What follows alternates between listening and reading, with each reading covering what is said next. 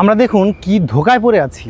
অর্থাৎ একজন মানুষ যদি সৎভাবে জীবনযাপন করতে চায় এবং সৎভাবে ইনকাম করে সে তার জীবন চালিয়ে দিতে পারে, তার ছেলে মেয়ে সে তাদেরকে মানুষ করা সহ বিভিন্ন কাজ, সে দিনমজুরের কাজ করুক অথবা সৎভাবে ব্যবসা চাকরি অথবা যাই করুক না কেন, রাজনীতিও যদি করে সেটির ক্ষেত্রেও কিন্তু সম্ভব। কিন্তু আমরা দেখুন নিজেকে কি ফাঁকি দিচ্ছি।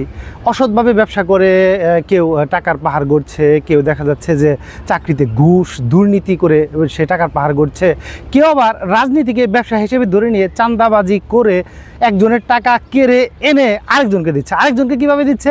গরিব অসহায়দের দিচ্ছে, মসজিদ মাদ্রাসায় দান করছে এবং তারা তাকে অনেকটা ফেরেস্তার মতো বলছে যে আমাদের অমুক এমপি, অমুক বড় ভাই, অমুক নেতা, উনি কিন্তু একেবারে ফেরেস্তার মতো মানুষ। হ্যাঁ, উনি তো ফেরেস্তার মতো মানুষ হবেই, কারণ হচ্ছে উনি তো মসজিদ মাদ্রাসা এগুলো দান করে ভরে ফেলতেছেন, কিন্তু সেগুলো তো তার টাকা না, সেগুলো কোথাও থেকে কেড়ে আনা হয়েছে, কোথাও থেকে চাঁদাবাজি করে আনা হয়েছে, তার শক্তি তার ক্ষমতা প্রয়োগ করে সে টাকা এনে তিনি আরেক জায়গায় দান করছেন। অর্থাৎ তিনি কিন্তু আসলে কি করছেন, নিজের ইনকামের টাকা দিচ্ছেন না। এখানে আমরা যদি ধর্মীয় দৃষ্টিকোণ থেকে চিন্তা করি তাহলে কিন্তু একটি বিষয় আসে, এতে কিন্তু কোনো সওয়াবও হবে না, বরঞ্চ গুনাহ বা পাপ তার কিন্তু ঠিকই হবে।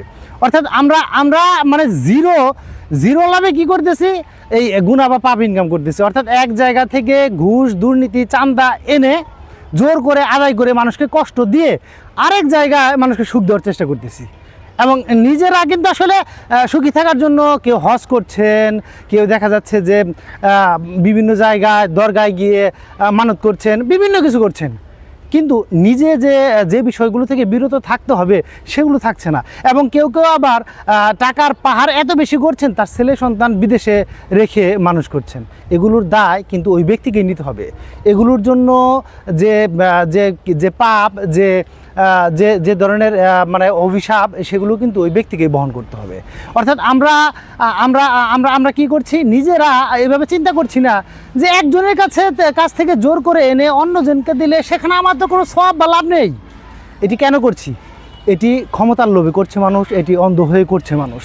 এটি থেকে যদি আমরা বেরিয়ে না আসি তাহলে কিন্তু কালের অন্ধকারে, যুগের অন্ধকারে আমরা চলে যাব।